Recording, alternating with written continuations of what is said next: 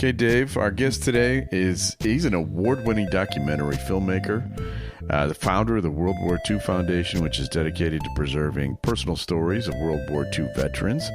We've got Tim Gray here, and you know, this latest thing he's working on here is so cool. It's all about one of the greatest comedic talents of all time, Mr. Bob Hope. I got a little clip here. In jungle centers or wherever there's GI life, there's hope, and we do mean Bob. The man with the shovel nose who has traveled over 80,000 miles to keep soldiers happy in highlights of his latest South Pacific tour. All right, and we've got much, much more on that coming up here with Tim Gray. Dave, did you want to use your math right now on that? I was gonna use the math on question number 2, Rick. Okay. After the jingle. Okay. So, all right. Well, fine. Then we'll just do the jingle.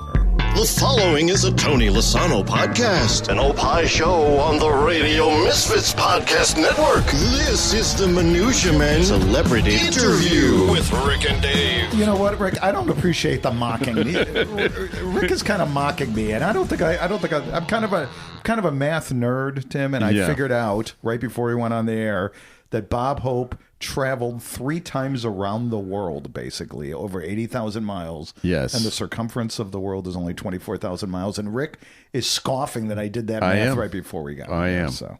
Well, you're the first person ever to do that for an interview. So I don't know quite what to say, but congratulations. And Rick, I get it. Okay, you're mocking me too. And you know what? Forget it. You two can just go do your little thing, and I'll just get the hell this out is of it. in-depth stuff. This is really good stuff. I mean, and 80,000 miles in the middle of a world war, too. Yeah, that's a great point. That's a great point. Well, let me properly introduce you. 6 regional Emmy Awards, over 40 films narrated by renowned celebrities like Gary Sinise and Tom Brokaw.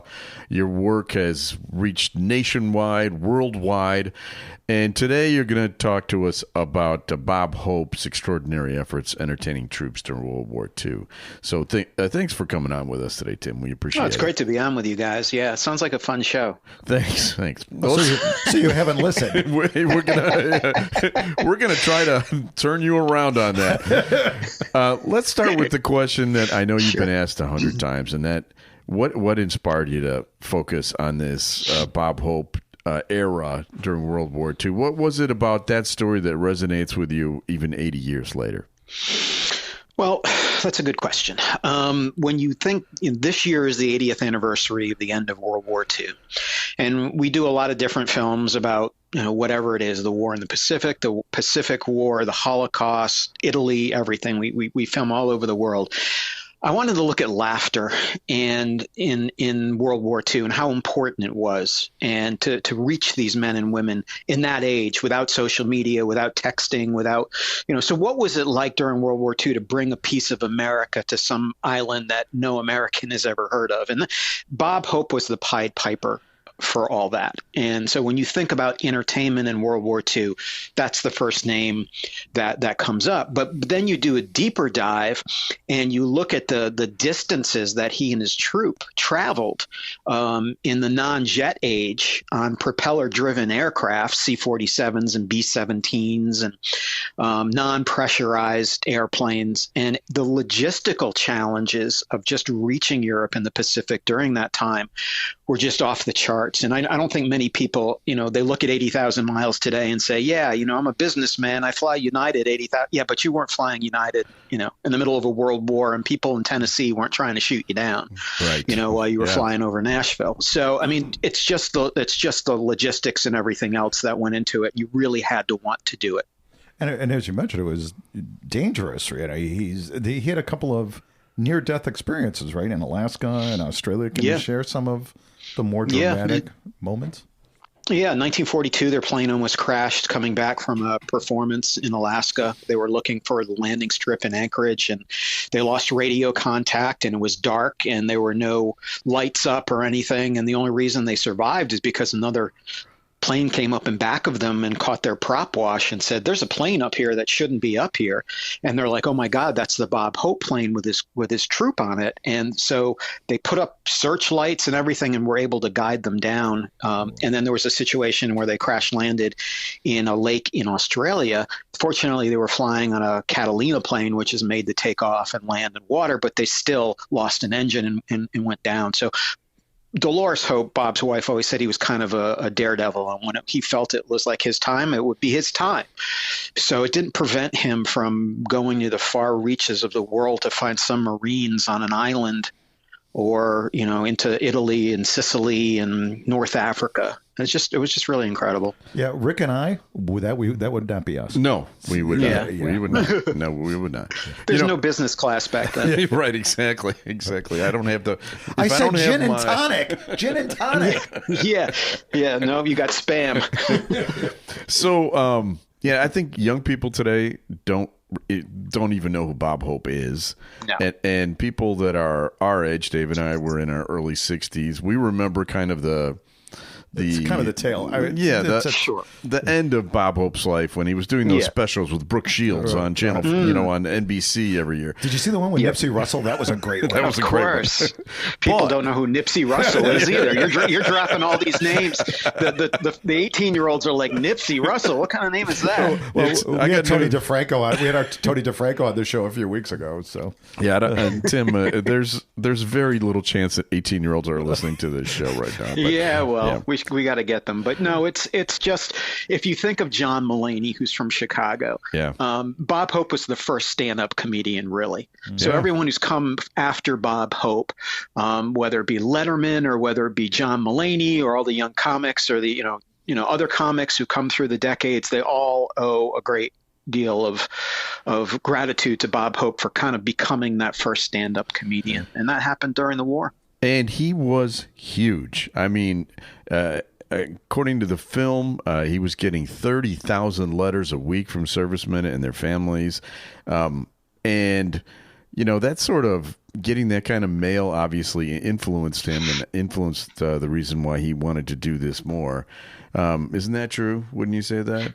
Yeah, he was born in England and immigrated with his family to the United States and grew up in Cleveland and became an American citizen. He was just really happy to be an American citizen and appreciated everything that America had done for him. He was in vaudeville, he was on Broadway, and then became the #1 radio star in the country and was also a top 10 movie box office star at that time. So there was really nobody bigger than Bob Hope in terms of going out and entertaining the troops. Bing Crosby went out and Mickey Rooney and others, but Bob Hope was really, when you think of World War II and entertainment, most of the soldiers and veterans we've interviewed will always say Bob Hope first. I saw Bob 2 or 3 times. We loved him in the Pacific. The girls were beautiful. The music was great. But that's, they want to remember the good times, and that was part of it, seeing Bob Hope. And Franklin Roosevelt, what was the phrase? Hold a microphone instead of a gun. Talk to us, pretty much. Talk to us about that and how the Hollywood stars and all the directors, they played significant roles beyond, and helping Bob Hope in the war effort too. Yeah, but Bob Hope wanted to fight, and Franklin Roosevelt, the president, said, no, you're much better served doing what you do best. And there were guys who didn't fight, who just went out and did their part for the war. Humphrey Bogart and Bing Crosby and Bob Hope and Mickey Rooney. And then there were guys who did fight, like Jimmy Stewart was a B-24 pilot during the war. Clark Gable was in the 8th Air Force. So they didn't want Hollywood celebrities to fight because they didn't want them to become, something like if they were shot down over Germany and Jimmy Stewart was paraded around for the Nazis' propaganda purposes. They didn't want things like that. So they wanted famous people to kind of stay home, but they didn't want to stay home. And that was just the feeling at that time. It's like, if we can't go fight, then we're going to go out and do what we do best, and that's entertain the troops. It was, Hollywood was all in. I mean, it was just, they were all in after Pearl Harbor. Ted Williams also, didn't Ted Williams? Yogi Berra, Bobby Feller. There were a lot of athletes who fought, and everybody was a different time. Everybody wanted to do something, and they felt like they were letting their country down if they didn't do something. Well, talking about celebrities, you can't help but notice that in your documentaries, you always have famous voices narrating them. People like, in this current one is Gary Sinise. From Chicago, we know him well. Tom Brokaw, people like that have done him. Do you think that? Do you have a hard time convincing these people, or is everyone kind of fascinated with this era in the world? Usually the people who narrate our films have some connection to the military in some way, whether they played a role in Hollywood or in a television show. They were, were in the military themselves, like Tom Selleck was in the National Guard in the early 1970s, or Tom Brokaw is the one who coined the phrase "the greatest generation." Right. Kevin Bacon was in A Few Good Men and other military, his military movies. So we find people who kind of are intrinsically interested in veterans and what they went through. So we've got a cross section. We've had Darius Rucker and Luke Bryan and a lot of different people, but all of them seem to have an interest in something to do with the military, whether it's personal or it's because of a role that they played, like Gary, Lieutenant Dan. He took that, and he has a Lieutenant Dan band now, and he travels all over the world to entertain veterans like Bob did. So the people we've had narrate have all been really great to deal with, and I think they're patriotic. Stay away from P. Diddy. Yeah. We'll give you a list. I just go to his parties. I don't really get him to narrate. So. That's a good idea. So 80th anniversary of the war's end. Just seemed like yesterday for a lot of people, right? Yeah. Talk to us about your foundation's educational mission.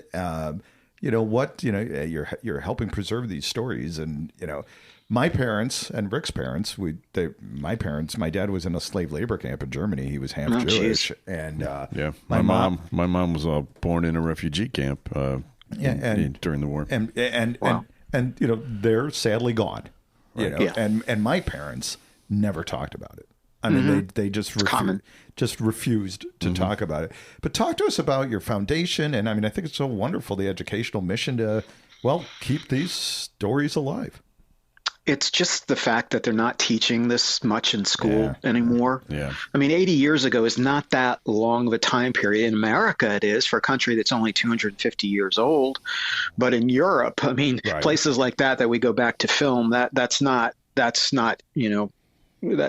is just like a blink of an eye. That's last Tuesday. So it's last Tuesday, a baguette and a cafe au lait and life is good. But it just, in this country, we want to make them aware of the fact that there was a World War II and that everything that they have today is because of what these men and women did.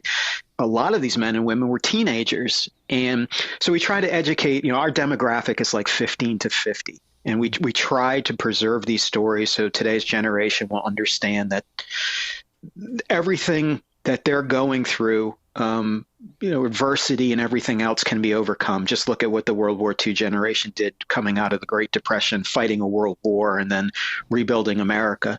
So we just try to have a reference point, a sense of place for these young people to understand that there was a Pearl Harbor or an Iwo Jima or Auschwitz or, everything else that happened during this time. And when you expose them to it and show them, artifacts, we have a museum in Rhode Island that has about 7,000 World War II artifacts. They're all fascinated. They want to know more about these men and women who were their age when they saved the world. And I think that's pretty cool. Last year, I went to the Anne Frank house in Amsterdam. It was we're headed there soon. One of the most moving. Have you ever been there? No, we just returned a book to them that belonged to our museum. Had a book that belonged to Anne Frank, and it had her signature inside, and it was a copy of 1925's Grimm's Fairy Tales that she gave to her sister Margot.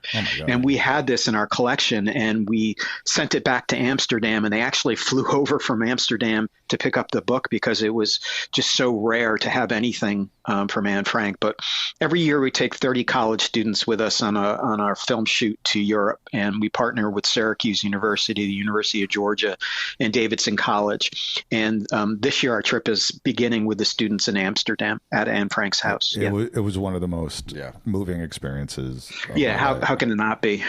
I mean, but warning to people traveling there, you better book it in advance. Exactly. Months ahead. We got our tickets. My daughter was she in Copenhagen, I think. She was online the minute it went on sale because they sell out so quickly. So, it's like trying to get Bon Jovi tickets. You know? It's very similar. Or Bozo Circus there in Chicago, right? Yeah, exactly. So what did you learn about Bob Hope working on this project that you didn't know before? I think the personal part of his relationships with the men and women that he entertained. When he went over there, a lot of the times soldiers and nurses would ask him, I've got this letter from my parents. Would you, when you go back to the States, would you deliver it to them? And he would do it. Not all the time, but if his schedule allowed, he would show up at someone's house and there'd be a knock at the door and it'd be Bob Hope with a letter from their son, Dave, who was serving on some small island off the Guadalcanal. Wow. And other times people would write their phone numbers down and say, will you just call my family and let them know I'm okay. And he would do that. And you have to be emotionally invested. And he was. He had a rapport where when he did a show, everyone always felt like he was their friend, that he just came across as a likable guy who would be, your friend. And, you said something interesting about people who serve not wanting to talk about their stories. And that's true for about 98% of the veterans who served. But when they do talk, they want to talk about hope and talk about Bob Hope and the other shows that they saw, and the fun stuff, not the horrific stuff. Yeah, exactly. So where can people see this? Where it's airing on PBS now, and Chicago's PBS station is airing it, and it's airing in about 320 PBS stations around the country. It just came out, and also at pbs.org. And so it's out there, and I think it'll be well received from people who know who Bob Hope is, and we hope it's well received for people who are just learning his name for the first time. And your foundation, where can people find out more about that? We are on the internet, the great World Wide Web. Yeah. That's got a lot of good stuff and some bad stuff on it. But we're the World War II Foundation. So if people just Google World War II Foundation, they can go to our website. All of our films are on our website for free. And there are other things that we have up there, resources. Keith Morrison from Dateline just narrated our new film, and it was great to have Keith Morrison narrate one of your films. It was just to hear him do it. It was great. And people can donate, I imagine. That's what we encourage them to do. Yes. We have to go out and raise all our money, and things these days are a little tight out there, but we encourage people to donate and just know that we're not only preserving these stories, but they're actually being seen by a worldwide audience. And that's when you look into the eyes of these veterans and survivors and everything else, that they want to share their stories. They're just very humble and reluctant to dive into the deep stuff, but that's what we're here for, to bring out the deep stuff. Well, it's been great, and we really appreciate it. When you see Gary Sinise again. Yeah. Yes. Yeah, I'm a Sox fan. He's a Cub fan, right? Yeah. You guys will have to talk about that. But I just saw him a couple of weeks ago. His foundation took 16 World War II veterans down to New Orleans to the museum there, and I was the keynote speaker. It's a great museum. It really is, and it's just preserving these stories. Everybody's trying to. Yeah. Another 5 or 6 years, these men and women will all be gone. Right. Yeah. I mean. Well, you keep up the great work, Tim. We really appreciate you it. taking some time out to talk to these two wacky old guys here in Chicago. Yeah. And, you guys are great. Thanks, Rick and Dave. All right. Take it easy. We appreciate it. Thanks a lot. Take care, man. All right. You too. Bye. Bye-bye. There he goes. That was great. Yeah. Well, your parents, my parents did not ever want to talk about it. No, mine neither. Not anything. Yeah. I didn't, I grew up in Germany. And in Germany, they didn't talk about it at all. Yeah. It was as if it never happened. Well, in fact, it was against the law for a long time to even talk about it. And if to refer to Adolf Hitler, you had to say A.H., right? Yeah. I think that was because you couldn't even say his name. Right. Yeah.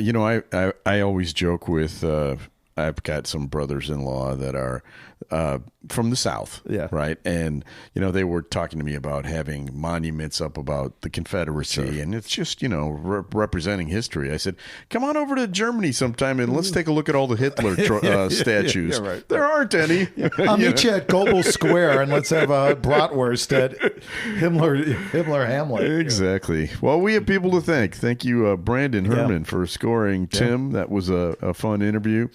Also, thanks to our executive producer, Tony Lasano. Thanks, Tony. Ed Silla. Thanks, Ed, yes, for distributing. Radio Misfits Podcast Network. Great Talk Radio isn't dead. Just moved to a better place. RadioMisfits.com. And we'll be back again soon with another episode of Minutia Man Celebrity Interview. The proceeding was a presentation of the Radio Misfits Podcast Network. Find our other great shows on iTunes, Stitcher Radio, and at RadioMisfits.com. Thank you. Thank you. Thank you. This has been a presentation of Opie Productions. Tony, can you shut up?